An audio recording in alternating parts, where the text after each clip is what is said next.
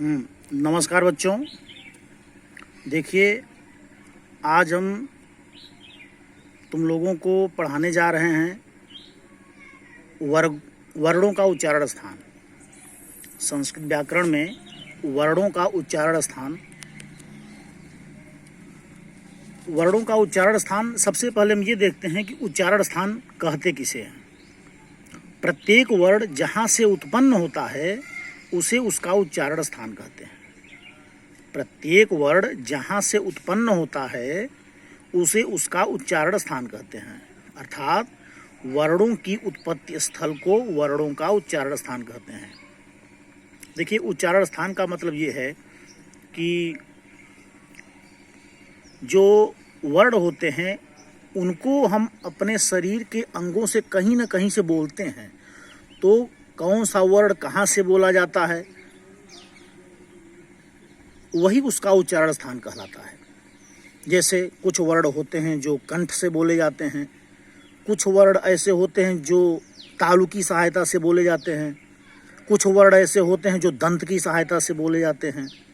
तो यही वर्णों का उच्चारण स्थान कहलाता है। आइए हम देखते हैं कौन सा वर्ण किस उच्चारण स्थान से या किस स्थान से बोला जाता है, उस वर्ण का उच्चारण स्थान किसे कहते हैं। तो देखिए, एक तालिका बनी हुई है, हमने पहले से ही बना लिया है ताकि हमारा वीडियो छोटा हो जाए, बहुत बड़ा ना हो। देखिए, एक जगह हमने वर्ण लिखा है, बीच में उच्चारण स्थान लिखा है और आगे है सूत्र। ये सूत्र वे सूत्र हैं जिसकी सहायता से हम उच्चारण स्थान को आसानी से तैयार कर सकते हैं। जैसे देखिए, मैं बता रहा हूँ, वर्ण है अ, आ, क, ख, ग, घ, अंग, ह और विसर्ग है आगे।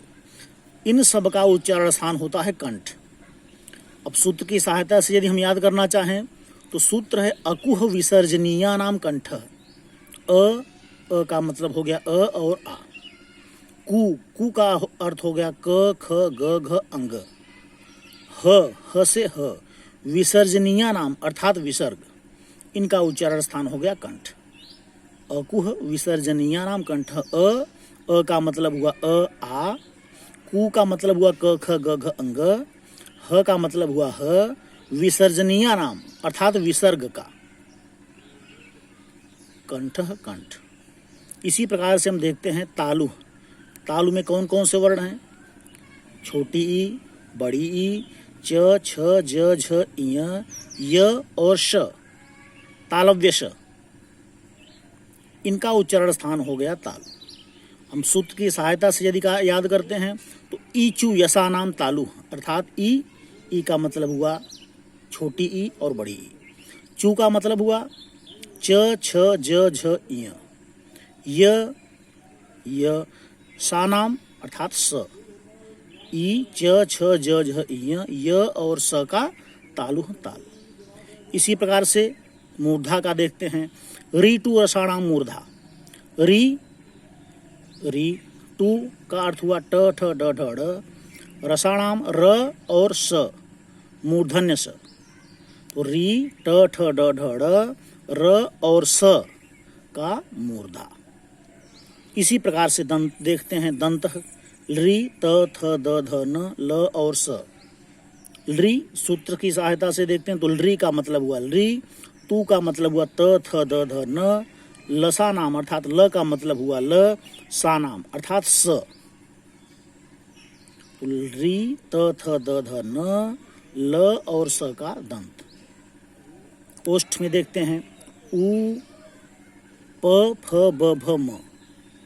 उ का मतलब यहाँ छोटा ऊ और बड़ा ऊ दोनों से है, क्योंकि हमारे लिखने में वो हो गया है, मिस्टेक हो गया है। एक बार फिर से लिख देता हूँ यहाँ पर।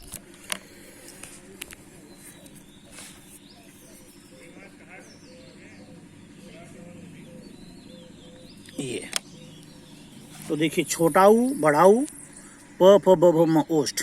सूत्र की सहायता से देखेंगे ऊपू पद्मानिया नाम ओष्ठ, अर्थात ऊ से छोटा ऊ बड़ा ऊ दोनों हुआ। पू अर्थात प, फ, ब, भ, म, इनका क्या हो गया? ओष्ठ। नासिका यमंगड़ना नाम नासिका च, य, म, अंगड़ और न, इनका हो गया नासिका। ए दो तोह कंठ तालु, ए और अ, देखिए ए और अ का हो गया कंठ तालु। ओ दो तोह कंठोष्ठम, ओ और औ का हो गया कंठ ओष्ठम, कंठ ओष्ठ। वकारस्य दंतोष्ठम, वकारस्य वकार का अर्थात व का दंतोष्ठ। और नासिका अनुस्वारस्य, अनुस्वार का नासिका। अनुस्वार क्या है, जैसे हम अ है, अ के ऊपर बिंदी लगा दिए, ये बिंदी जिस प्रकार से इसी प्रकार से अ के ऊपर इसी प्रकार से लगाते हैं तो अंग हो जाता है, वो अनुस्वार हो गया। तो इसका क्या होगा, नासिका। तो ये हो गया हमारा वर्ण, ये बीच में हो गया उच्चारण स्थान, आगे हो गया सूत्र। हमको सूत्र की सहायता से उच्चारण स्थान बड़ी आसानी से तैयार हो जाएगा और हमको तैयार करना भी है।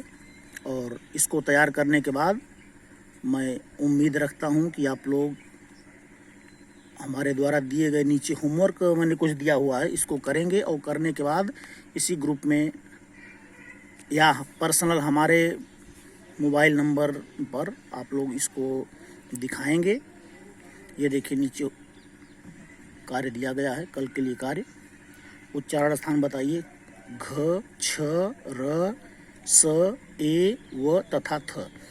आपको इसको तैयार करने के बाद देखना है कि आपको कितना तैयार हुआ है, इसलिए आपको ये होमवर्क करना है। ठीक है, इसके बाद हम फिर कल अगले वीडियो में मिलेंगे। तब तक के लिए नमस्कार।